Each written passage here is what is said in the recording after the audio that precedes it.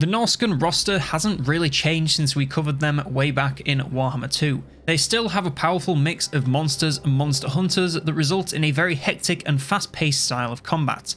They tend to struggle more in the early game and then hit like a bus later on once they have those powerful monsters on the go. First, let's go through the pros and cons of the roster overall. They have a great selection of monsters in the roster with a ton of powerful units in all shapes and sizes. They also have a great selection of magical laws that are focused on destruction on a massive scale versus all kinds of foes.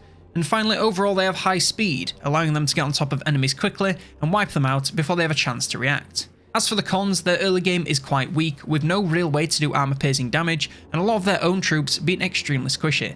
They only have the one generic lord type who is super basic and weak, so starting armies will be a pain until they get leveled up.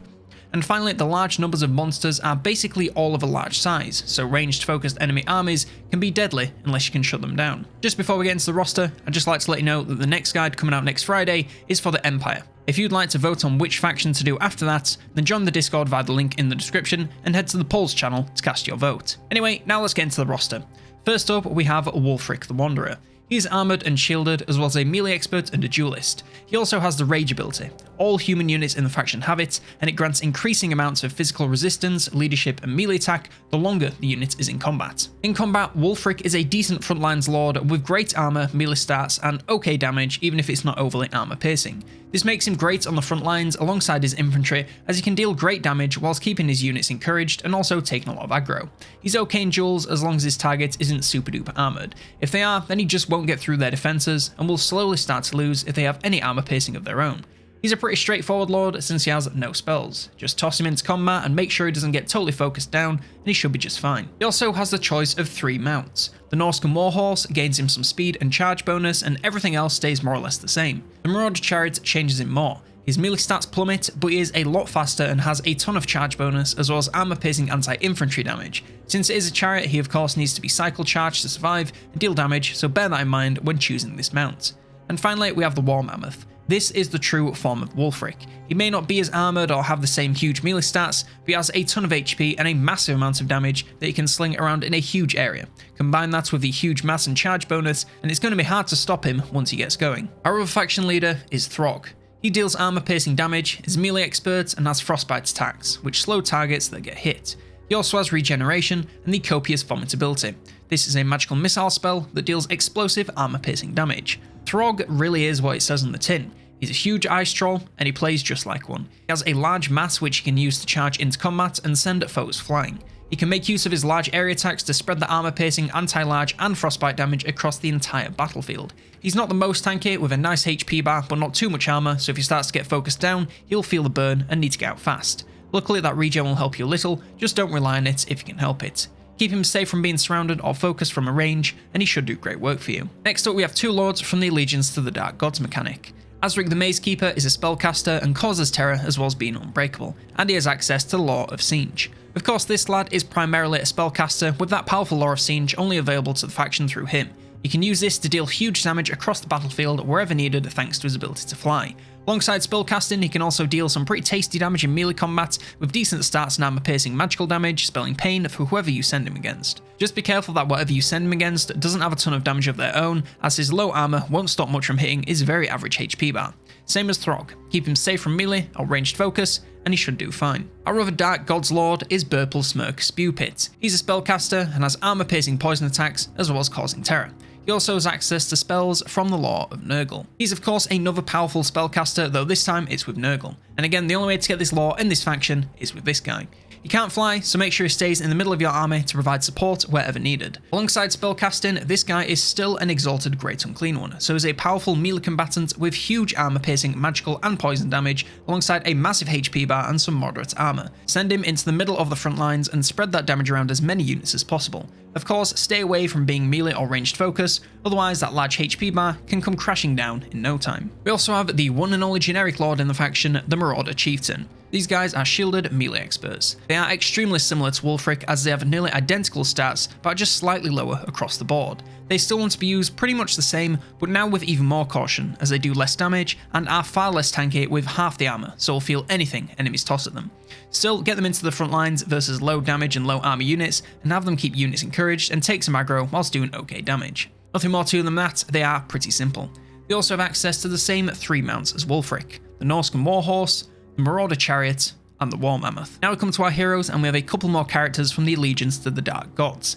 Kihar the Tormentor is a Slaanesh spellcaster, is armoured and has flaming attacks. He also has the Dark Fire of Chaos Breath ability, which causes a large amount of fire damage in an explosion, making it strong versus single entities and clumps. Of course, this guy is a great spellcaster with that lore of Slaanesh, and is of course the only way to get the lore in the faction. The lore is great fun and can do some great damage, as well as having powerful buffs and debuffs it can place on the battlefield. Alongside the spells, he's also a great fighter, with high armor and massive armor piercing and flaming damage. Send him around on that flying mount to take on high value targets with his huge damage. Be careful of letting him get surrounded, as a large hitbox will spell quick doom if he gets pinned down and cannot escape. Use that high speed and damage alongside the spells to get in, burst down targets, and get out. And of course, he is only ever on his Chaos Dragon mount and can never get off of it. Our other Dark Gods hero is Killgore Maim, who is of course from Khorne. He's armoured and deals armor-piercing damage, is a melee expert and has flaming magical attacks, as well as the Destroy the Weak trait, which causes him to deal bonus damage when attacking units below 33% HP. This guy is a little hard to describe, since in the campaign he has no mounts, but in customs he is always on the Juggernaut. Not sure if this is a bug or not, I've reached out to CA, but honestly you can use him more or less the same either way. Of course, being a Khorne-aligned hero, he's all about that front lines combat. He's super duper tough with high armor and has great melee stats and excellent damage, so can get into combat with pretty much anything and stick around for a very long time. He works great versus clumps of enemy units or one-on-one in duels, so just send him versus whatever needs taken out and he'll put in work. As I said, in campaign he has no mounts at all, but in custom battles he is always on the Juggernaut. I don't know if this is a bug or if you should have the Juggernaut in campaign or he shouldn't have it in customs, but of course when he's on it, it makes him faster and makes him charge harder while still being a powerful battler. Our first generic heroes are the Fimir Balefiends. These are spellcasters with access to the Lore of Fire or the Lore of Shadows. They're also armoured and have armor sundering attacks, which reduce the armor of targets hit. These guys are amazing heroes. They are of course spellcasters with access to 2 amazing laws of magic, so can deal devastating damage with either from afar, as well as providing buffs and debuffs where needed. On top of this, they are also excellent battlers with decent armor and brilliant armor piercing magical and armor sundering damage. Sadly, their melee stats aren't the best, but they'll still do great versus some mid-tier enemies. Send them into the middle of combat versus anything that's not too threatening, and keep the spell support coming whenever possible. Next up, we have the Skin Wolf Werekin. These deal anti-large damage, are damage dealers, have frenzy, as well as regeneration. These guys are your single target assassin heroes with their massive armor piercing damage, high speed, and respectable attack. You want to use that speed to get them around enemy lines and into their casters and other backlines heroes, and wipe them out before the enemy can react. Doesn't matter if they have a mount or not, anti-large and armor piercing damage will take out nearly any hero in the game one-on-one. Don't let them get pinned down and surrounded, whatever you do, as they will not survive alone in an enemy clump. Get them in, hit hard, then get them out. And our final heroes are the Shaman Sorcerers. These are spellcasters with access to the Lore of Death, Fire, or Metal. These lads are pretty much exclusively spellcasters. They have access to a couple of good laws and also the Lore of Death, so you can pick a good one and get a ton of spell value. Sadly, aside from spells, they can't do much else. Their low armor, melee, and damage means frontlines combat is basically a death sentence unless it's against total chaff, so later in the game, they'll be stood around waiting for winds of magic. Keep them on the backlines and casting, and only send them in versus super weak units you know they can take out without taking too much damage. They also have a couple of mounts, the Norscan Warhorse or the Marauder Chariots. Now come to the melee infantry. First up we have Marauders. These are a tier 1 unit and are shielded. These are the exact same as the Chaos Marauders, but now they also have the Rage ability. That being said, I'm going to steal my notes from there since they will do pretty much the same job.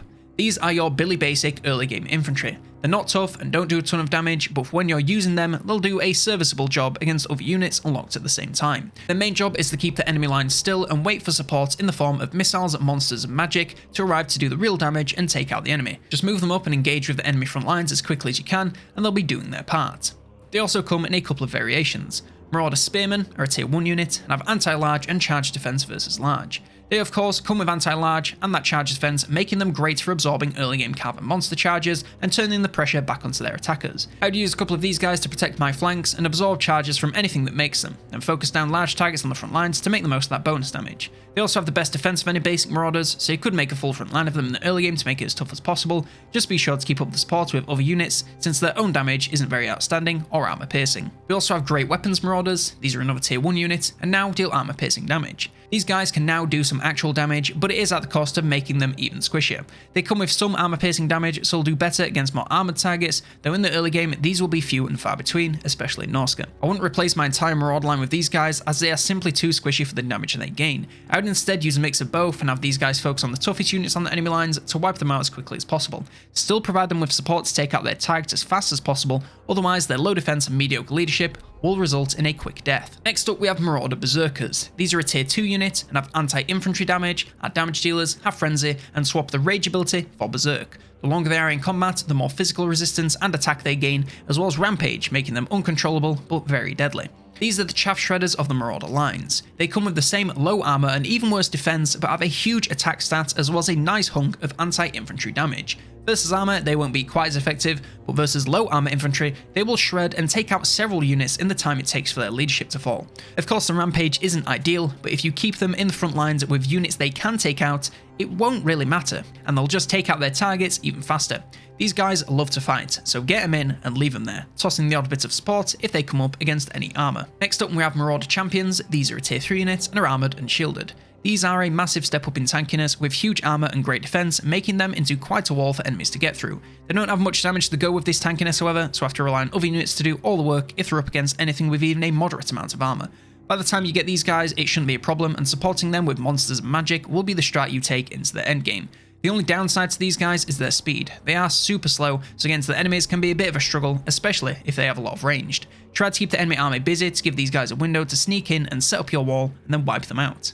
They also come with one variation, the Great Weapons Marauder Champions. These are a tier 3 unit, are armoured and deal armour piercing damage. These guys trade a hefty chunk of defense and the shield for a nice bit of armour piercing damage and a touch of charge bonus. This changes them from a super tanky wall of men to a slightly less tanky wall that can now do some nice damage versus armoured targets.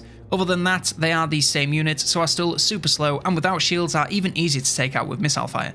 I don't really like to use these guys since I want my late game lines to be tanky and use monsters for damage, but if you like to go all out attack, you won't find a higher damage infantry unit on the roster. Now we come to the ranged infantry. First up we have the Javelin Marauder Hunters. These are a tier 1 unit and come with anti-large damage as well as being quote decent melee combatants, though they're not really.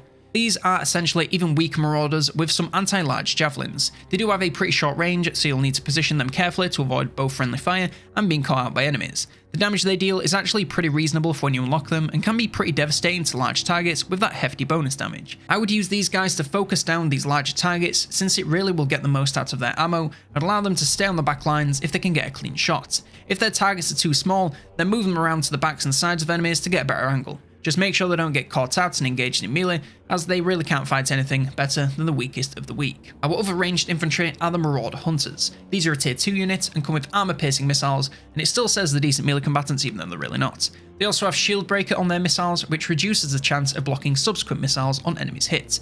These guys gain attack, charge bonus and missile strength as well as armor piercing and shield breaker at the cost of some defense and a little bit of range. This makes them into an even closer range unit that really needs to get close to the action to be effective. Thankfully, the armor piercing allows them to do some great damage in this short range and pierce through any armor enemies can toss at you at this stage of the game. You want to use these guys to focus down key targets on the enemy side with their high missile strength. Use flanking to get a clean shot as their short range makes them a real friendly fire hazard if you can't get a good angle. Even with the slightly better melee stats, keep them out of combat at all times as it really is a waste of their talents. Now we come to the Chariots. First up we have the Marauder Chariots. These are a tier 2 unit and come with armoured and anti-infantry.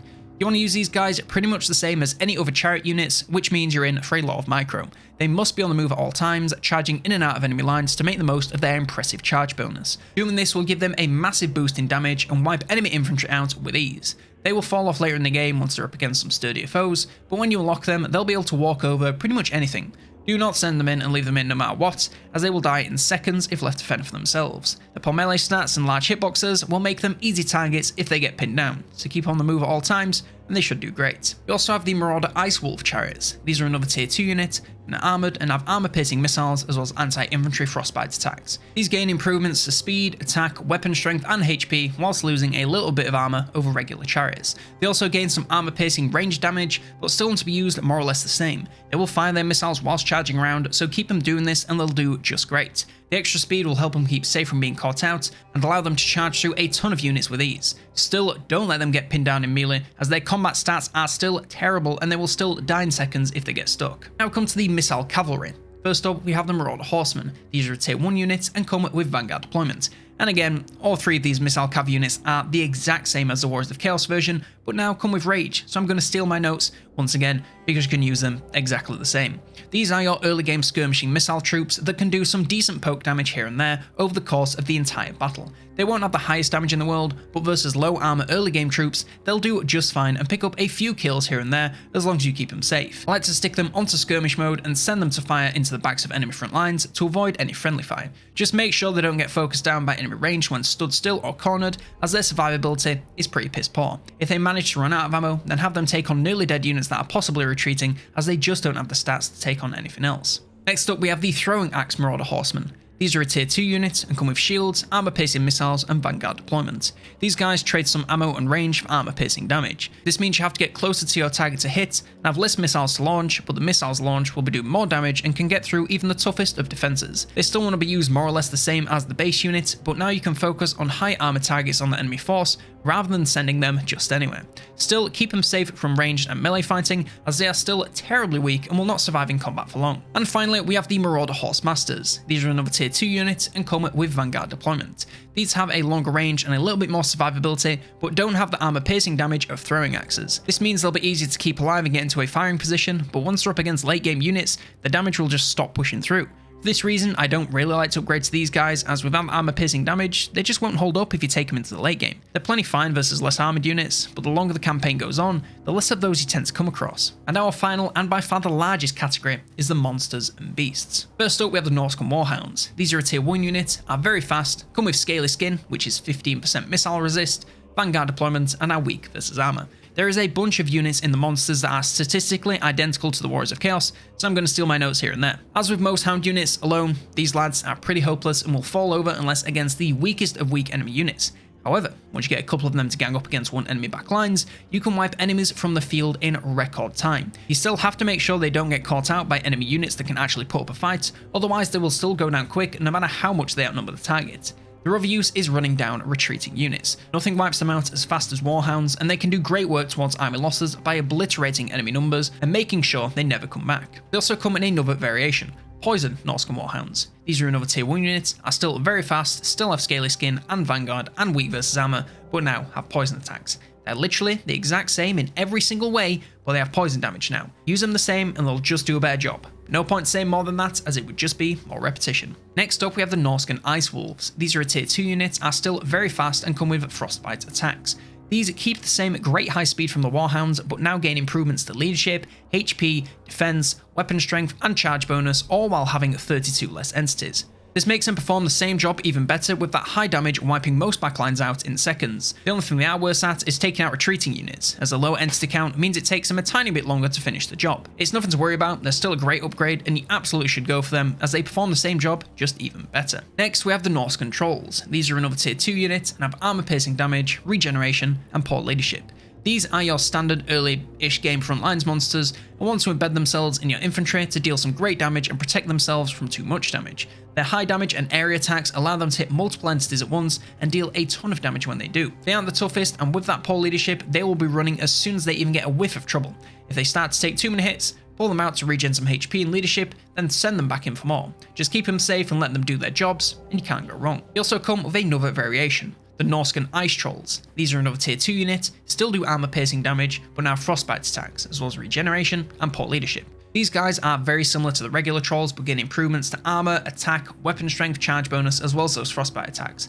This really doesn't change how you want to use them, however. It just means they'll do the same job, even better, unless you're up against some fire damage. Sling them into the front lines to deal some tasty damage and pull them out once their HP and leadership runs low to give them a chance to regen some HP before sending them back in for more. Be careful of letting them get focused down from ranger and melee, and they should do great work. Now come to the Feral Manticore. This is a tier 2 unit, causes terror, and is prone to going on a rampage. And this is one of the few flying units in the roster. Its lack of armor piercing damage makes it best suited for attacking enemy backlines and other less armored foes. This is reinforced by that rampage that will activate if they take too much damage, and more often than not, result in them running headlong into enemy troops to their own demise. Keep them attacking backlines clumps with that massive damage and area attacks, and keep them safe from all forms of damage and getting pinned down, as once you lose control of them, chances are they won't be coming back. Next on to the Skin Wolves. These are another tier 2 unit, come with anti-large damage, frenzy, and regeneration. These are a bit of a strange unit, but they're also super strong. They have great speed and high damage, but low armor and pretty poor melee stats. This makes them into great flanking units that you can use in place of Warhounds to get around enemies and tear their backlines apart. Their low armor piercing damage and melee stats make this an excellent use of their time, as they'll be able to easily beat ranged units where they might struggle versus proper front lines. They also make for decent cav assassins with their bonus versus large, but just make sure they don't have tons of armor, otherwise this damage can quickly fall off. Keep them flanking and avoid letting them get pinned down, and you should have a great time. They also come in another variation, the Armoured Skin Wolves, which are a tier 3 unit and are of course now armoured. These guys trade a small amount of speed for a large amount of armor. This makes them way tougher and only a little bit easier to catch. They're still fast enough to get around most front lines though, so it doesn't really change much how you want to use them. Get them into the backlines or hunt down some low armor cav, and they'll do great work and take less damage whilst doing it. They really aren't front lines monsters, but if the enemy has no other tags for them to take out, then charging the backs of the front lines will do okay, as long as they don't get caught in combat for too long. Still, don't let them get pinned down by high damage infantry, otherwise they will still die fast. Next come to the Fimir Warriors. These are a tier 3 unit and are armoured and deal armour piercing, armour sundering magical attacks. They also have the From the Mist passive ability, which grants 20% missile resist while above 50% leadership. These are a seriously powerful monstrous infantry unit. Not only are they magnificently tough with huge armor and a pretty nice defense, but they also have chunky armor piercing damage as well as magical and armor sundering attacks. Yes, their attack stats isn't that high, but their attacks will hit an area, so be smacking a ton of units at once when they do hit. You want to use these guys embedded in your front lines to keep them protected and allow them to put that insane damage onto whatever the enemy front lines is. Use them to focus down key targets, as basically nothing can ignore their damage. Just keep them safe from being isolated and anti-large on ranged fire, as their larger size will mean they go down way too quickly. They also come in another variation, the Great Weapons Fimir Warriors. These are still armoured and still do armour piercing, armour sundering magical attacks and still have the mist, but now have anti-large damage. Taking Great Weapons drops the melee stats but grants more weapon strength and charge bonus as well as the anti-large bonus damage. This doesn't really change how you want to use them, it just means they'll be a little less consistent in melee combat, but when they do hit, they'll hit damn hard. Use them more or less the same, but now enjoy taking out some large targets with ease with that bonus damage on top of everything else. Now we come to the Norscan Giant. This is a tier 3 unit, deals armour piercing anti-infantry damage and causes terror. Giants still suck, and with more factions than ever with access to ranged units capable of burning this massive HP bar several times over, they're not exactly getting any better. They are easily focused down by even the weakest ranged units due to their massive size and slow speed, and that missile resist isn't going to do much to change things. If you're going against an army with very little ranged, then they should do okay and be able to do some work with their massive area attacks with huge damage. Sling them into the middle of a clump of enemies and watch the damage climb. Just watch out for high anti-large damage though, as getting surrounded can also bring their HP crashing down. And we'll go for Giants 5U, they're not very good. Next, we come to the Frost Wyrm. This is another tier 3 unit, deals armor piercing frostbite damage, causes terror, and has a frost breath ability, which deals a moderate amount of damage in a large explosion whilst imbuing frostbite onto any units hit. And finally, it has the Chilling Aura, which slows all nearby enemy units. This is your standard endgame flying monster with a large amount of damage and an even larger hitbox. It's a super fast flying beast that can get over and around enemy lines to attack their backlines with ease and wipe them out with huge damage in large area attacks. There's honestly not really a bad way to use units like this, aside from sending them in to take on the whole army and having them get picked apart in melee and from a range. Just get them in and fighting and they'll do great. Nothing can really stand up to their damage since it's armor piercing and magical, so choose your targets based on what you want taken out, rather than what's closest to them. Just don't let them get focused by ranged units or surrounded in melee, otherwise they can quickly fall apart when they can't escape. And finally, we come to the units you've all been waiting for, the Feral Mammoth. These are another tier 3 unit and deal armor piercing anti-infantry damage and cause terror.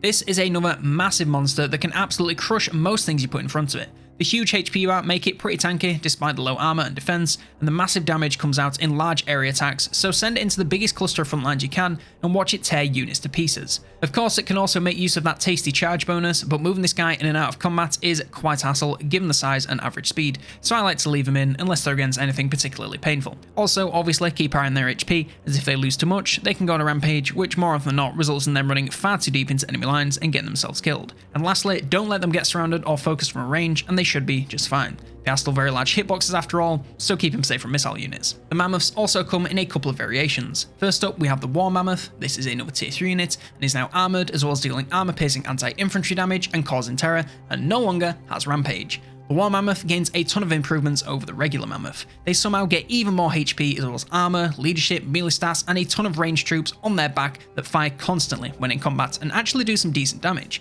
You can use these guys pretty much the same and they'll do the same job but even better with all of their improvements. improvements. Get them into the middle of the enemy lines and they'll clap cheeks. Still keep them safe from ranged or melee focus, as they're still massive targets even with all their improvements. And our final unit is the War Shrine War Mammoth. This guy is still a tier 3 unit, is still armoured and deals armour piercing anti-infantry damage and still causes terror, but now trades out that weapons team for a Chaos War Shrine, which grants the Giver of Glory and the Favour of the Ruinous Powers abilities. These drop the ranged troops in favour of that Chaos War Shrine, which provides you with these buffs to nearby allied units. This hardly changes how you want to use them. The only difference is now you want to make sure they are fighting with their own units around them so they are receiving these buffs. Aside from that, just sling them into the front lines and watch out for them being focused. We now come to the Regiments of Renown. I'll call out each regiment, what it's a unit of, and the differences between it and the base unit.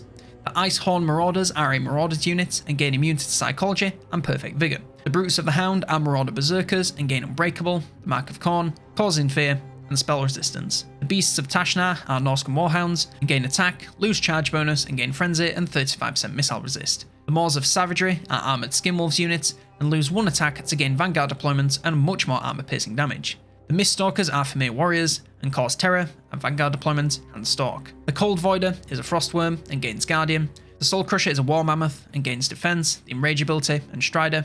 The Great Maw Herd of Bloodfjord are a Feral Manticore and is now 5 entities, gains HP and charge bonus whilst losing leadership, attack, defense and weapon strength. They also gain the Enrage ability and missile resist while losing rampage and wounds. And finally, the Iceforged Legion is a Hell Cannon from the Warriors of Chaos and is now a 4 entity unit and gains a ton of HP and some ammo whilst losing melee stats and the abilities. And finally, we come to the army compositions. In Warhammer 3, every unit has a tier from 1 to 3. I'm going to be using these tiers to make you armies for the early, mid and late game so that you are set for every single step of your campaign.